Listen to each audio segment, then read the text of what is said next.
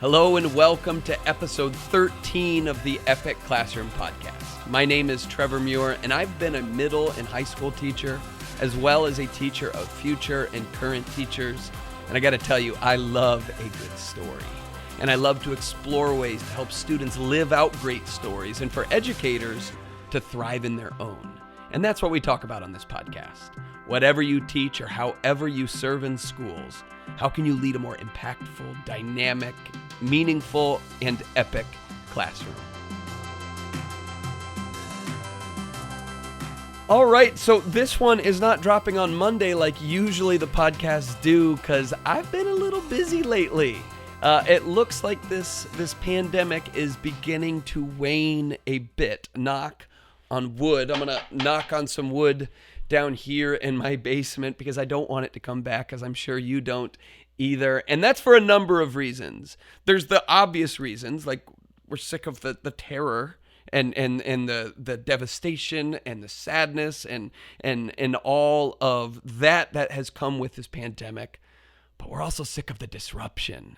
I mean, have you been feeling some of the energy lately as we've been able to start becoming one again and starting to have more community and getting together in groups and spending time together and if you are a classroom teacher, to be with your students in its fullness without them necessarily behind masks or separated or sitting at a distance or not collaborating or whatever it is. There's been so many things that have gotten in the way of us getting to fully teach and be there with students. And some of those things still exist, but I think we're starting to see a waning in it. And again, I'm knocking on wood about that. But I don't know, as a parent of two children, just to watch them get to engage in groups and work with other kids again and getting to see their teacher and getting to just fully embrace what school can be has been such a joy for them. And also for me, getting to actually be with my own students or being with other teachers again has been such a joy for me lately. I was actually in Myrtle Beach, South Carolina last week, and I got to be with teachers at Conway High School. If any of you are listening, hello, my new friends in Conway High School. But I was down with them, and it was just one of the greatest days I've had in a number of years because I was just sharing space, and we were telling stories and getting to connect and getting to hear about how challenging being an educator in the last 2 years have been for them, but then also getting to troubleshoot and dream of different ways to thrive again in the classroom. And it was so good. And one of the people that I got to chat with and spend some real quality time with at Conway was this teacher and coach named Coach Thompson. And Coach Thompson has been an active high school teacher for 42 years. He's been in the classroom for 42 years. He didn't reveal how old he was exactly, but he told me, well, I'll just tell you this. He's been teaching high school students longer than I've been alive. And so when he revealed this, I just had to pause my workshop, pause all of our conversation, and just sit there in honor of this guy. He has been teaching before computers were in schools, obviously before cell phones and all of these digital technologies that are just present and that we take advantage of and or take for granted. He's been there before all of that. The things that he's seen in his 4 decades of teaching just kind of took my breath away a little bit. Like what a thing it is to share space with somebody like that. Or my friend Sherry Steelman. Sherry, if you're listening, hi. Sherry is in her 50th year in the classroom right now. I actually student taught with Sherry, and I learned so much from her very, very early on in my teaching career. And now here we are, and she's in her 50th year in the classroom. And I just emailed Sherry the other day and I said, hey, would it be okay if I came in and worked with your students, or could I come and take a load off you for the day so you can go get some stuff done? I'd love to come and just teach your class. And she's like, that would be great because I'm actually testing out this new discussion technique and this critical feedback technique with some of my classes. And I would love to be able to pull them out in small groups and test this thing out. And maybe you could teach the rest of my class while I do that. And I'm like, Sherry, go grade papers that day, or go plan, or go take a nap, go do something else. And she's like, no, I want to go and test out this new thing. And it shocked me. I was like, wait a minute. You are in your 50th year in the classroom. You have been doing this for half of a century. And you are still learning new things. You're still trying new things. You are still opening yourself up to failure, to something not going right, to this new critical feedback technique you want to try, to get completely failing and flapping on its face. You are being given the opportunity to just take the day off, and instead you're like, no, I want to try something new. And I don't know, there's something about that kind of that posture towards your work that Sherry has and Coach Thompson has and so many other veteran seasoned educators that I get to encounter that they have, that's just contagious. For someone like me who is not even halfway done with my career yet, to be able to see that kind of energy, that kind of enthusiasm for the work, this bent towards innovation and growth, it makes me want to be more and more like that. And that's just like, I don't have any answers to that, because I think that's something you have to learn over lots and lots of time and experience. But that wisdom is something that I want to have myself, not just as a teacher, but in general. How do we have this mindset, this posture towards life that I am always open to learning new things? I am open to adapting and shifting with the times, but holding true to the truths that I know work with students, that I know work as a professional, as a human being, whatever it is. There's things that we learn over time that we can just continue to grow on and build off of. And that's what I've just really been reflecting on more than anything lately, is that there are people among us, maybe you're one of them, who've been doing this a while, that have learned something about what it means to be a true teacher, an educator, a human, that is invaluable information, that has invaluable wisdom. And if you're on the younger side of teaching, or really if you're on any side of teaching, I mean, look at Sherry. I think we have to be willing to learn and grow from these people. I think we have to have a humility that says, man, there's a lot of things I'm learning that I feel like I've got figured out, but there is a lot left to learn, a lot of areas that I can continue to grow. And it turns out there's people among my space and my community and my school and my area who have something to add, who have something to teach me. And I think we've got to be open to that we've got to be willing to grow and learn from these people who have so much to share. You know, I remember when I was a student teacher, and it was my very first time getting to actually lead the class. I remember for the first couple of weeks, I just kind of observed Sherry Steelman lead her students, and she is just an expert at commanding a room and getting students excited and engaged, but then also just getting them in a space where they can learn. So she's really good at classroom management. And so I observed her a lot, and I watched her do how she did her things. And finally she was like, all right, Trevor, today I want you to lead the lesson. I'm like, great. I am ready for this. I've been through 2 years of teacher training in college. I just got done with 13 years of K-12 education. How hard could it possibly be to lead a class? I was made for this. So I was really excited to finally get to take the reins here. And so it was my day. And I remember walking into class that day, and Sherry said, I want you to just teach the whole lesson. I'm like, all right. So as the students are shuffling into class, they take their seats and they're all sitting down and they're talking to each other.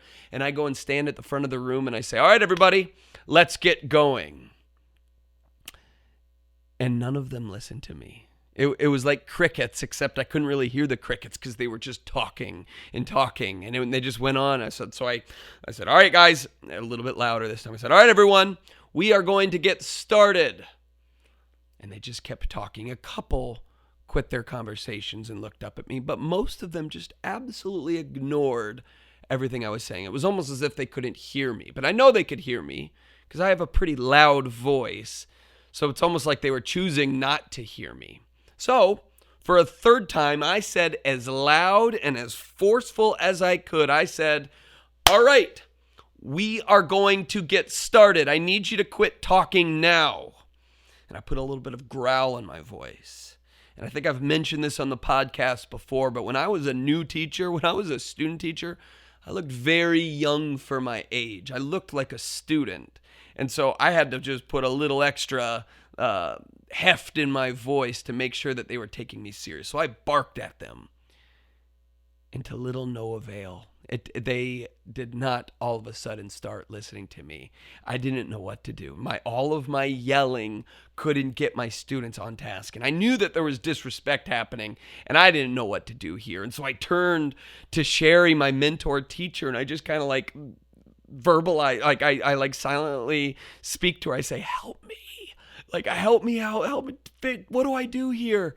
Because all of the training in college didn't tell me what to do in this situation when your kids wouldn't listen to you. All of those teacher books that I'd read didn't have the perfect solution to getting students' attention when you need it, and all of the yelling and pleading doesn't seem to work. I didn't know what to do in this situation. And so Sherry gently stands up from her desk, and she walks to the front of the classroom, and she turns to the students, and she makes this very specific look on her face, and she stares out at them. And she doesn't say a word. And within 5 seconds, the kids in the front row notice that she's looking at them, and they silence themselves. And then one of them turns around to the kid behind him, and he starts going, shut up! And he starts shushing the kid behind him. And then that kid sees Mrs. Steelman looking at him, and he turns to some other students, and he starts shushing them. And all of a sudden, the whole room starts shushing each other. And within about 10 seconds, the room was silent. You could hear a pin drop. It was quiet. And then Mrs. Steelman turns to me, and I can just picture her face to this day. She says, all right, Mr. Muir, it is all you. And she goes and sits down. And I took over, and we did the rest of my very first lesson ever. And after class, Mrs. Steelman always had this practice of sitting down with me to unpack how things went in class that day. And I just said to her, I said, how did you do that? Like, what is this sorcery that you possess, you magical woman? How did you do that? And she told me that sometimes the best way to quiet students down is to just look at them. And they will do all of the work for you. Sometimes you might say, I'll wait, but really it's just making them feel a little uncomfortable for disrespecting you and making sure that they know it by the look that you give them. And I got to tell you, I have been using Mrs. Steelman's silencing technique ever since. I went and guest taught in a kindergarten classroom yesterday, and I did the exact same thing that Mrs. Steelman did with a group full of high school seniors. And I've used that technique over and over with college students. And I got to tell you, I've even used it with teachers, where you just kind of stand there and wait for silence, and it usually comes. It was this technique that I learned from someone who had used it many, many times before this. This is a technique that Mrs. Steelman didn't just develop. It wasn't something that she just learned about and employed. It's something that she learned through experience from decades and decades in the classroom. And she had the wherewithal to use it that day in front of a brand new teacher. And she had the patience to unpack it and teach it to me so that I could use it with my own students. And my big takeaway from that, aside from this wonderful classroom management technique, is that I've got a lot to learn. And I learned that early on, and I've been learning that ever since. There is a lot that I can learn, and one of the best people I can learn it from are teachers who've been doing this before me, those who have been doing this for a long time, those veteran, seasoned teachers who have been in the classroom, who have been in schools, who have had countless encounters with students and countless opportunities to fail and iterate and learn from experience. And I've got to be willing to learn from them. But also, those seasoned veteran teachers also have to be willing to pass it on as well. And so if you are a young teacher, my encouragement for you would be to have your palms open and be ready to learn whatever it is to learn from those around you who have been there already. Go and spend time with teachers who've been there a while. Ask for permission to go and observe their classrooms. Ask if you can have lunch with them every now and then. Be straight up and say, hey, would you be willing to mentor me this year? Be willing to learn from those with experience. And if you are one of those teachers who've been doing this a while, offer your services to those who are younger than you. Maybe you can invite them to come and watch you teach. Or maybe you could say, "Hey, can we have lunch together? Or can we go out to dinner sometimes? Here's my phone number. I would love to help you along in this journey." And what you'll find is that this builds relationships and this benefits everyone. It benefits the younger teacher because they're getting to learn from you. And it benefits the more experienced teacher because not only are they getting to pass down their wisdom and experiences, there's also a lot we can learn from those who are younger than us. Those with fresh perspectives and those who have skills that we might not have. I got to tell you, when I started teaching, it was right before the big advancement in technology. The first school I taught at did not have one-to-one laptops, but it wasn't long until students did. And so when we had younger teachers in the school who were more technologically savvy and more willing to adapt to new technologies, that was a huge benefit for me. I remember when I started teaching, I thought Google Docs was a joke. I was like, why would I use Google Docs when I can just use Microsoft Word? In a very similar way, I bet there was teachers before me who said, why would I use a Microsoft Word when I can use my trusty typewriter? Or whatever it is. Maybe I'm going a little further back, but you get the idea. But then I started having younger teachers teach me how to use Google Docs. And I understood how this is an amazing formative assessment tool because of how it can be shared. And this is so easy to use. And this can be there's so many different functionalities to it and blah, blah, blah. Yeah, this is actually something good. I learned that from younger teachers. And so I think there's a benefit on both ends. But really, to sum it all up, teaching is a team sport. Sometimes it can feel very isolated because we spend so much time by ourselves without other professionals around us. We're with students, but we're not necessarily with our peers. And so it can feel very isolating at times. But the reality is the most successful schools, the most successful teachers are ones that are part of communities, that are part of teams where we are learning and growing together. And that is often anchored. There's often a foundation for that growth in teachers who are willing to share what they've learned and ones who are willing to be taught by those who have already learned it. And so if you are a veteran teacher, may you pass down the wisdom and knowledge that can only be gained through experience. And if you are a younger teacher, may you learn from those with experience.